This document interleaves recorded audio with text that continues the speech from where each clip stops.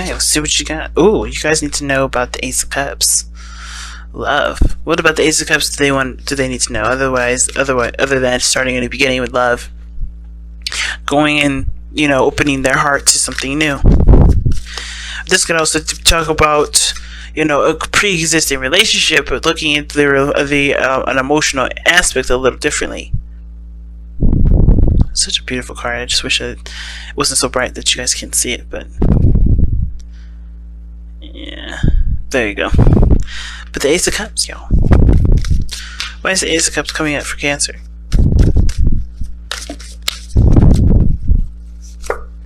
Because the Three of Coins. Why is the Three of Coins coming out for the Ace of Cups?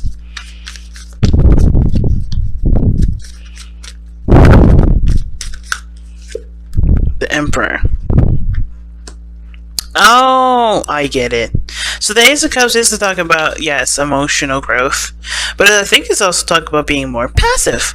Now, it's interesting that this card comes up because it's not necessarily about being more passive, but it's also about knowing your power, being aware of your power, and being willing to surrender that power when it need be, right? It could also, to me, indicate, figuring out what it is that you want. What is it that you are truly desire? Because the Ace of Cups can also mean that too, right? It's like the Page of Cups, right? Page of Cups does mean a desired outcome, or not a desired outcome, but your dream, what you want, right? It's a cultivation of it. It may not be like the ultimate dream, like the Ace of Cups, but it's softer. And this one is talking about the ultimate dream. The dream that will inspire you to take action and go for it. And for some of you guys are just starting to understand, or starting to look at what that desire is, because you have the Three of Coins there. Now, the Three of Coins, as we all know, talks about the future, talks about planning for the future. We're seeing if there's a future to be gained from the situation that you're in, right? Seeing what needs to be done, how to strategizing, what steps need to be taken for a certain outcome to be had, right? So, from what the situation is looking like, there is a lot of weight on something that you've been wanting, Cancer, and there's plans and steps ahead to do it. And I don't think you're doing this alone. I feel like you're doing this with another person. I feel like you have a good group around you that's willing to work with you into a direction that requires you to be more emotionally open. Okay? Now, the stubbornness is definitely coming in here, because I think at this one point you guys have kind of closed the things off.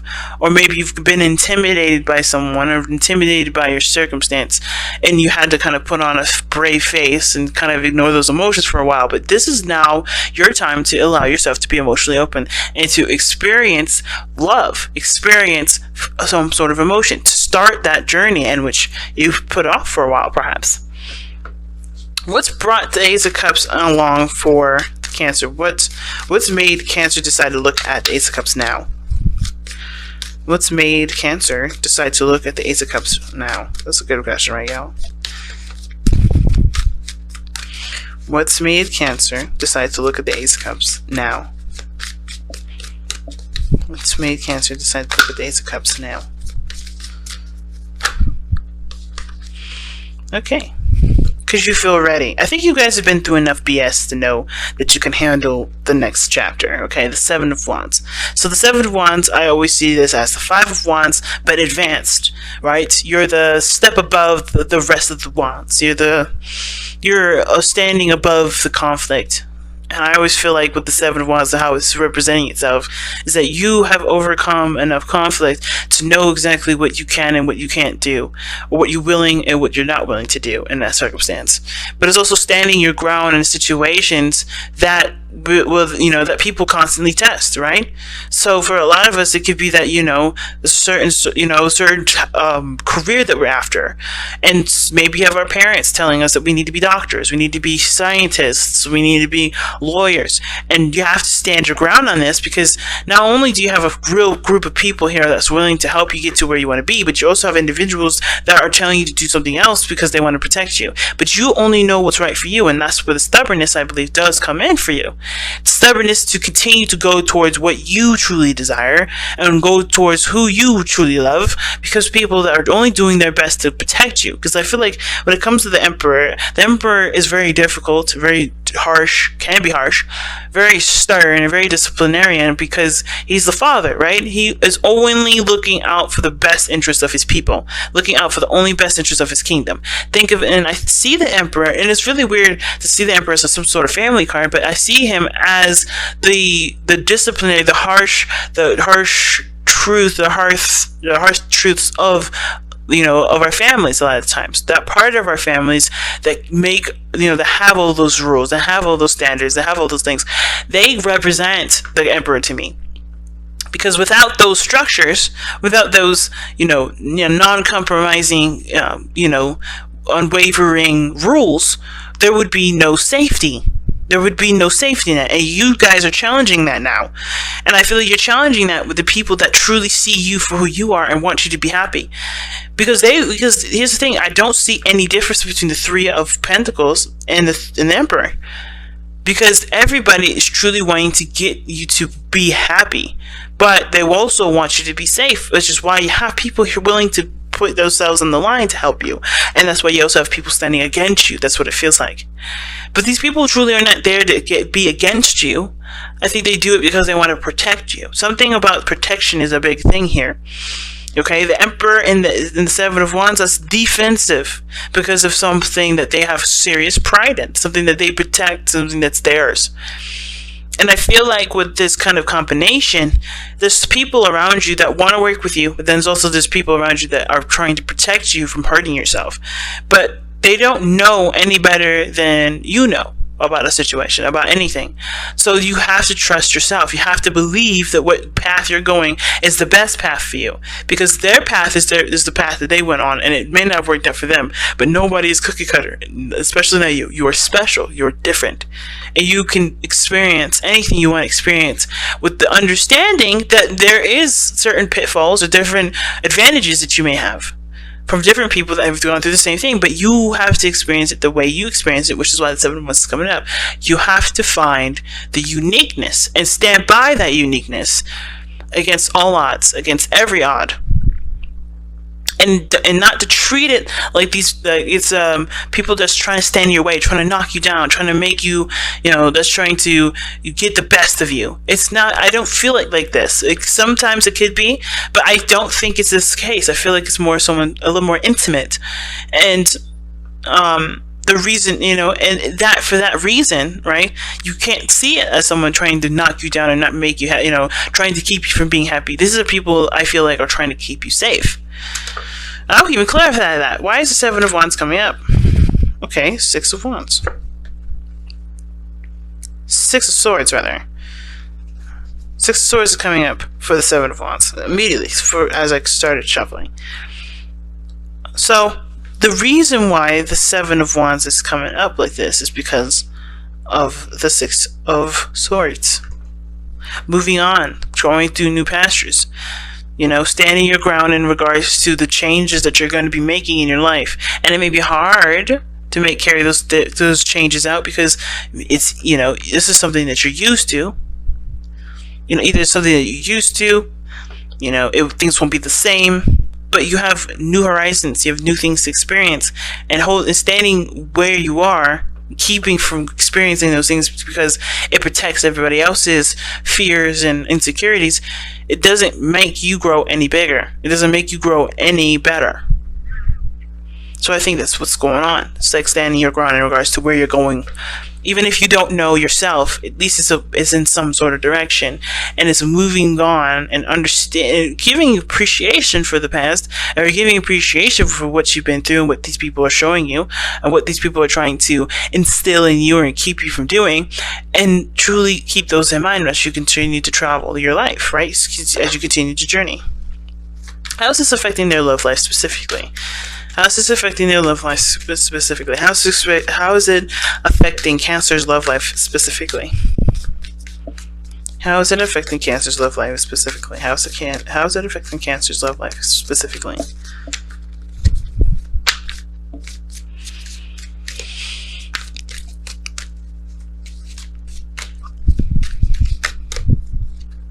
Okay, the Seven of Swords. I like it. Why is the Seven of Swords coming up for why the Ace of Cups and their relationships with people affecting their love lives?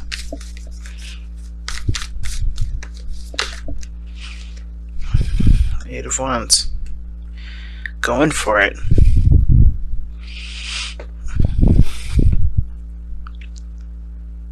Some of you may have to do this by yourself before announcing it first. I think that the situation is that you kind of how is this affecting your love life? Well, you're taking the steps in a very sneaky manner. You're not necessarily keeping this, it's not like an affair or anything, but I do feel like this is something that you're keeping to yourself for a little bit. You're not necessarily going to out and say everything yet until you know where you're going, until you know what's up, until things are clear. Right now, the Seven of Swords is very opposite, in my opinion, to the Eight of Wands, because the Seven of Swords is sneaky. Yes, it's in the shadows. You don't see everything quite clearly, right? This is why it's a risk, because you don't know if you're going to be coming, or if you don't know if whatever you're going to do, you're going to be coming out the same. You don't know if you're going to be doing anything the way that you expect things to go or want things to go, because the Seven of Swords is a risk, while the Eight of Wands is clear. Things are happening. There's no confusion. There's no anything, right? And lovingly, it's a progression from the 7 to the 8. I like that, because this tells me that there is some things that you're going for, and it does require maybe this starts by you falling in love, but keeping it to yourself, or going after something and doing it in a way that gets you the experience that you need, but it doesn't necessarily put the spotlight on you. Right now, you're trying to. It's almost like you kind of want to do something on your own a little bit first before you announce it to everybody. Some things like, because of the Seven of Swords, it's almost like you're trying to keep something to yourself, or the best thing to do right now is to keep it to yourself. Not saying that you can't trust anybody, but before you insert any, get someone else's opinions or thoughts, or have them involved in your shit, because that's how it always works, right? No matter what you do, no matter how you do things, people always get involved. So I feel like the best way to kind of experience what you want to experience is by doing it yourself without letting anybody know, unless of course this involves people that are willing to work with you. Right? If the people are there to work with you, I don't think that's too much of an issue with communicating what you're doing to them. But I feel like the best way to do it, the best option, perhaps, is to just keep it to yourself for right now and do what you want to do. Not let anybody necessarily know what you're up to, but don't let but if they ask, it's not necessarily something that you should be ashamed to say.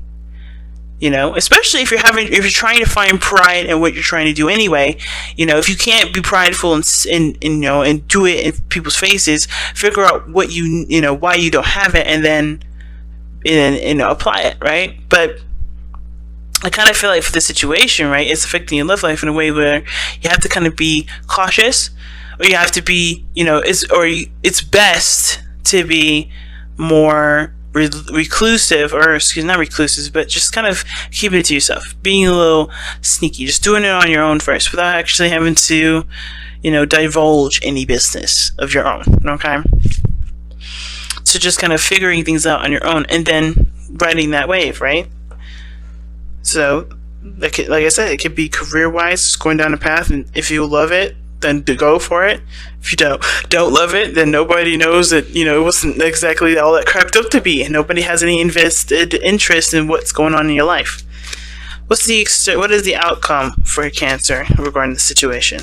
This could even be for love, right? If you're trying to see how things are in your life, and maybe you may have some sort of idea if maybe your preferences may be different than said person, how the family treats certain things, right? For instance, if you're bisexual, okay, you don't have to let anybody know that you're dating somebody or doing anything like that. It's cool to have conversations and get more information about it, but you don't have to out yourself. You don't have to express, doesn't mean that it's a bad thing to let anybody know that you're bi-curious or whatever. If you're having preferences, if your preferences are changing, if your idea of life changes, if your sort of style of relationships changing, like, it doesn't have to be just sexual preference. It doesn't have to be your sex in general. It could be that you may think you're monogamous, but then you are okay with polygamy, right? It could be all those different things that pop up, but all of this is going to require you to take time for yourself to figure out and experiment and see if those are exactly some things that, if those apply to you. So what is the outcome for Cancer? What is the outcome for Cancer? What is the outcome for Cancer for me? What's the outcome for Cancer for me? What's the outcome for Cancer?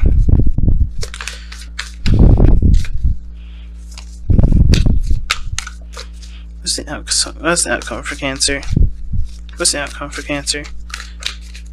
What's the outcome for Cancer? The Ace of Cups. The Page of Cups, rather. It's interesting. You have the Ace of Cups and the Page of Cups. I love it. And the Ten of Wands. Dropping that burden. Letting something be. And I feel like the outcome with the Page of Cups is that there is maybe some offer of love, some sort of, something that you hold close and dear to you, something that's precious to you, but it's something that's yours, something that's, that you nurture, you take care of, and you grow, and you spend time to understand and nurture it and to raise it into something beautiful. And I feel like that's the Ace of Cups there. But the Ace of Cups, Page of Cups is usually the smaller version of the Ace of Cups, but it's definitely, I feel like this is somebody either expressing their heart to you, or you expressing their heart to them, you going after the dream career that you want, and starting to understand it, starting to learn it more. But you no longer hold the burdens of what other people's interests may be. You go after what it is that you want. If you're tired of hearing other people's side of the story, you don't know if people are really on your side or if there's people against you because they want to protect you, perhaps you just have to take that journey solo. You have to do something where you have to understand that path solo and understand what you love, why you love it a lot more, and start to understand what that love is and see if it's that career, if it's that love interest, if that's the style of relationship you want to be in. And, experiment until you get the right cup, until you get the right thing, right? It's exciting. All right, so let's take a look at your messenger oracle. What does Cancer need to hear from the messenger oracle for this reading? Wow, okay. So you got two cards. We are all connected, and let go of the old. Now, we're all connected talks about everything happens for a reason. Everything happens for a purpose. There's nothing nothing exists without the other. And if you're finding coincidences in situations, it could be because there's something that's tying you to something that's going to happen later on, or it's more so like if you find these coincidences in your life that wrap pretty darn coincidentally together, it could lead you down a certain path, right?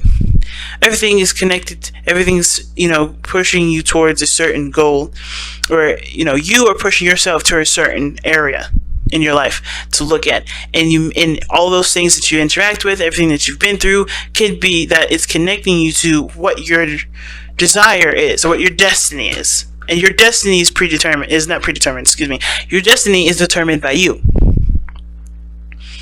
So you have to kind of allow, which is the Ace of Cups here, allow those, those understandings, those lessons in to understand what is bringing you to, I think. So with the let go of the old card, it's not letting go of the traditions, the old ways of thinking, the old ways of believing, seeing things. If they aren't working for you, they are not for you to adopt. You have to let that be. And a lot of the times we may hold on to those old ways of being, though, those old commitments, those old, things, because it's easier, it's less risky, and it's just something that we're used to. It's familiar, it's safe. Right? And I think the biggest thing is that for some of you guys really want to try something new. You guys want to experiment. You guys want to have fun. You guys want to explore.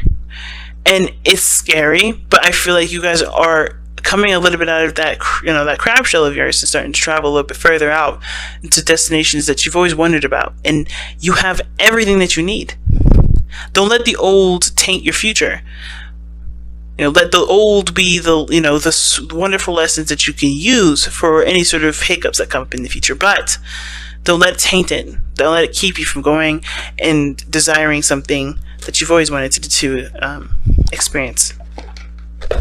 Okay. So let's take a look at the wisdom of the oracle. See what you guys got here. It's been a second since I pulled these cards. So let's see what I've got for you guys regarding the wisdom of the oracle.